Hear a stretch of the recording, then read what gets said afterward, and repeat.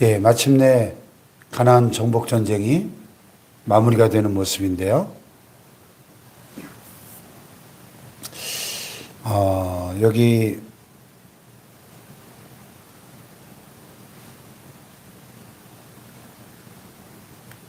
18절에 보면은 여호수아가 그 모든 왕들과 싸운 지가 오랫동안이라. 얼마나 오래 싸웠느냐? 7년 걸렸습니다. 7년. 지금 러시아 우크라이나 전쟁이 한 4년 정도 이렇게 끌고 있는데 얼마나 지긋지긋하겠어요. 그 나라 국민들은. 그런데 이 가나안 정복 전쟁은 7년이 걸렸다는 거예요. 야, 뭐 오랜 기간이죠.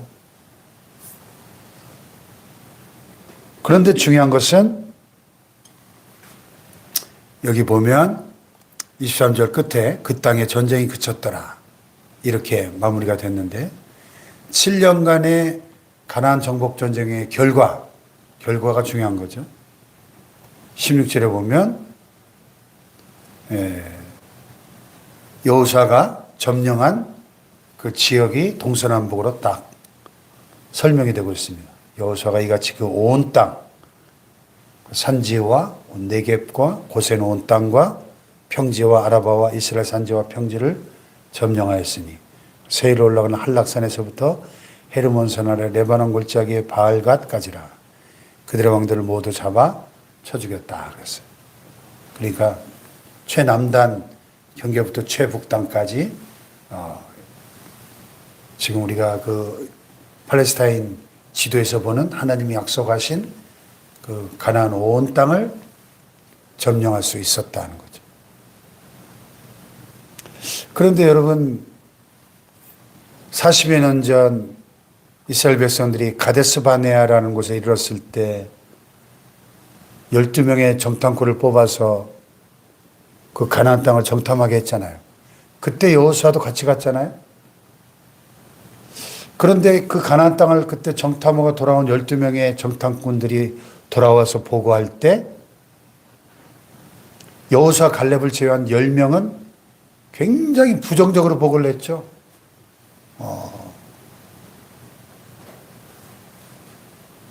우리가 가서 본 그 땅은 거주민을 집어삼키는 땅입니다.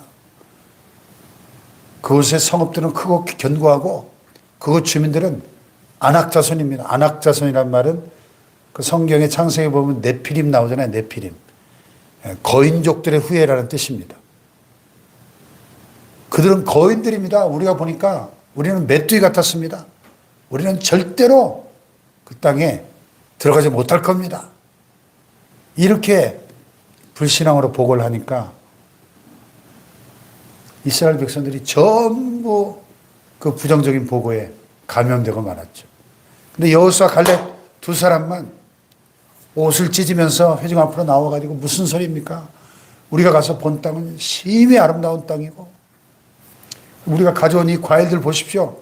이 포도 한 송이가 이렇게 두 사람이 작대기에 빼가지고 짊어지고 와야 될 정도로 이 엄청나게 비옥한 땅이고 하나님이 우리에게 주신 땅이니까 하나님이 우리와 함께 하시면 우리는 능히 그 땅을 차지할 수 있습니다. 그들은 우리의 밥이에요, 밥.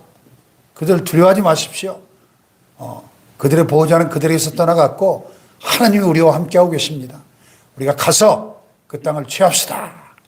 그런데 참 이 사람들이 희한하게요.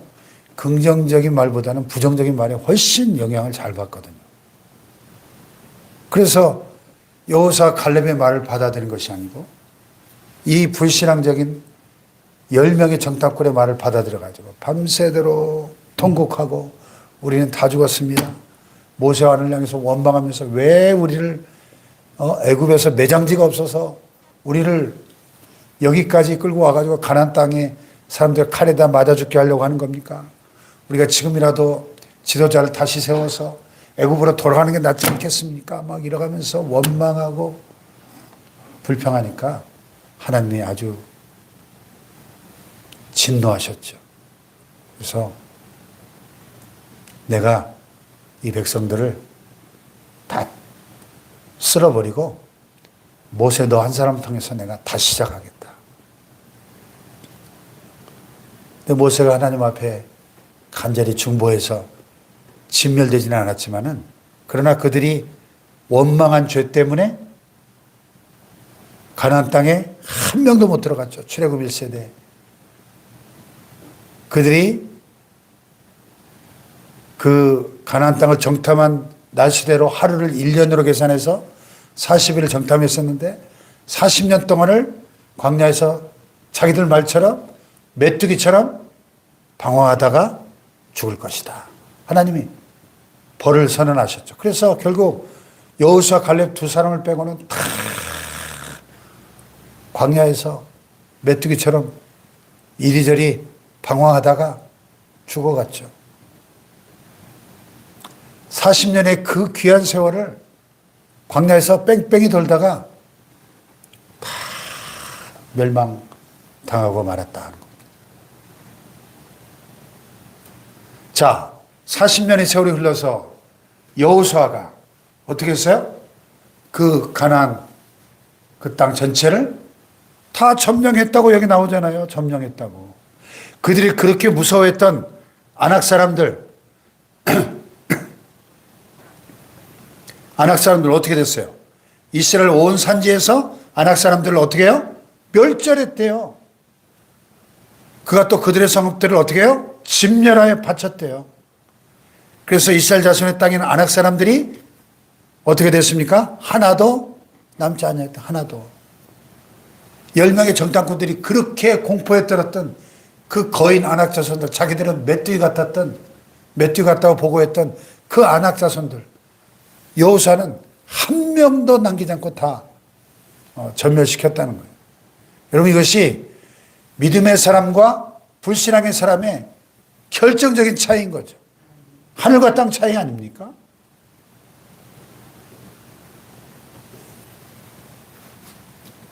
오늘 우리의 아낙 자손들은 누굽니까? 우리가 두려워 떨고 있는 그 거인과 같은 이 아낙 자손과 같은 인생의 문제가 뭐냐 하는 거죠. 어제도 말씀드렸지만 결국 시선 싸움이다. 신앙생활은 결국 우리의 시선을 어디에 향하느냐 하는 겁니다. 아낙 자손들, 거인. 보세요. 여기 이스라엘 자손의 땅에 아낙 사람들이 하나도 남지 않았고 가사와 가드와 아스도드에만 남았다 그랬죠. 근데 이 블레셋 땅에 있는 성읍들이거든요. 저쪽 지중해 해변에 가사, 가드, 아스돗. 근데 나중에 먼 훗날 이 가드라는 지역에서 누가 등장합니까? 골리앗이 등장합니다. 이 골리앗이 왜 이렇게 키가 컸냐? 이 아낙 자손의 후예거든요. 이 키가 3m 있잖아, 키가. 이 가드에만 남았더라. 그 가드에서 골리앗이 나온 거예요. 그러니까 사실은 이 가사와 가드와 아스돗까지도 완전히 다 이때 정리를 했어야 되는 거예요. 근데 남겨놓으니까 거기서 먼 훗날 골리앗이 나와가지고 얼마나 이스라엘 백성들이 공포에 떨었습니까? 그때도 그 무시무시한 골리앗만 보니까 전부 공포에 떨었다는 거예요, 이스라엘 백성들이. 근데 다윗은 하나님이 함께 하시는 사람이니까, 하나님을 보는 믿음의 눈이 열려있는 사람이니까, 하나님을 보니까 골리앗은 이건 너무나 손쉬운 상대인 겁니다. 키가 3m라고요? 키가 너무 크니까 그 물맷돌이 이게 빗나갈 수가 없는 거예요. 빗나갈 수가 없어요. 너무 타겟이 너무 커가지고. 아주 쉬운 상대인 거죠. 여러분, 오늘도 다윗처럼 하나님이 함께 하시는 사람은, 하나님이 나와 함께 하시고 하나님이 나를 위하시고 나를 돕는 분이라고 하는 이 믿음 있는 사람은 골리앗과 같은 큰 문제도 아주 손쉬운 상대인 겁니다. 그것이 믿음의 능력인 거예요. 여러분, 믿음은 능력입니다. 능력. 할렐루야. 얼마나 대단한 능력이에요. 여호수아가 하나님이 약속하신 그 가나안 모든 땅을 다 점령하고 그들의 왕들을 모두 잡아 쳐 죽였다고 나오잖아요. 예. 이게 능력, 얼마나 큰 능력입니까, 여러분? 믿음은 하나님의 약속을 성취하는 힘이에요. 능력입니다. 그래서 오늘 저와 여러분에게도 하나님께서 약속하신 이 적과 꿀이는 가나안 땅과 같은 그 미래의 엄청난 축복들이 우리 앞에 우리와 우리의 가정과 교회와 이 대한민국이라고 하는 이 민족 앞에 지금 이 가나안 땅이 펼쳐져 있는 거예요. 누가 그 땅을 점령하고 차지하고 누릴 것입니까? 여호수아처럼, 다윗처럼 믿음의 눈을 하나님께 고정시키고 하나님의 약속을 붙잡고 우리의 적들이 아무리 강하고 대단해 보여도 그들을 두려워하지 않고 믿음의 시선을 하나님께 고정시키는 이 여호수아 같은 사람들이 그 하나님의 축복을 차지하고 누릴 수 있는 겁니다. 할렐루야. 네.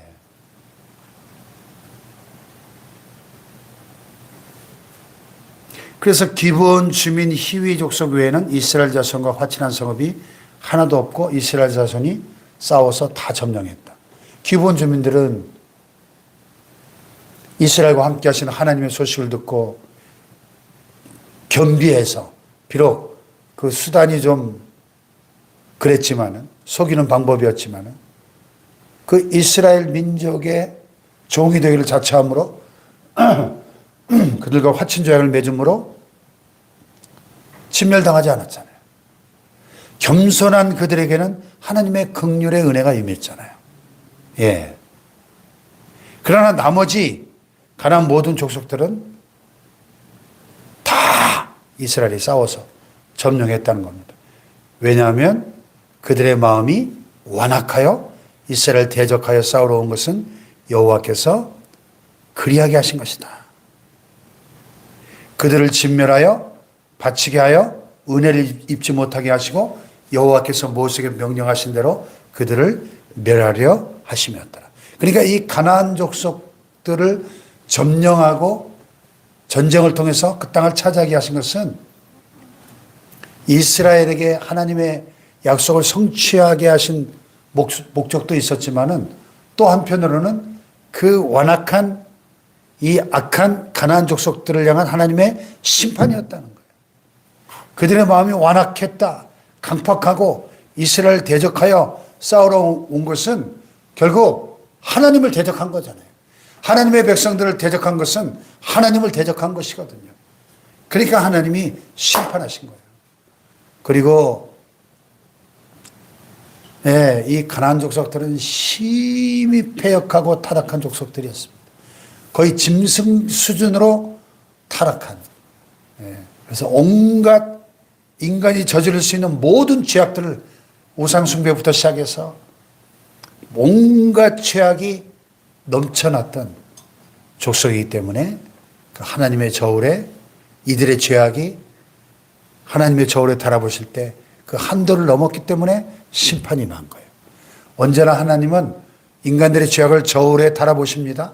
메네 데겔 우바르신 그 바벨론 왕궁 벽에 손가락이 나타나 썼던 그 글씨처럼 하나님의 저울에 달아보았을 때 모자랐다.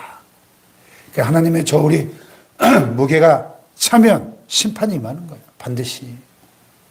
그래서 이 가나안 족속이 멸망을 당한 겁니다.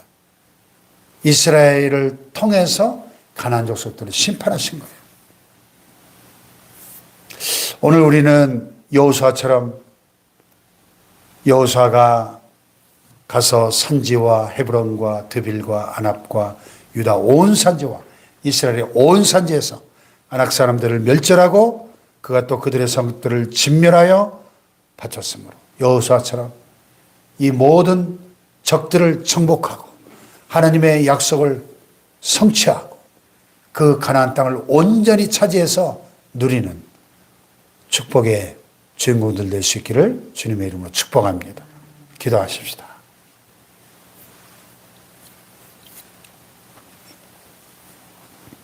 오늘 우리 앞에도 적과 꿀이 흐르는 가나안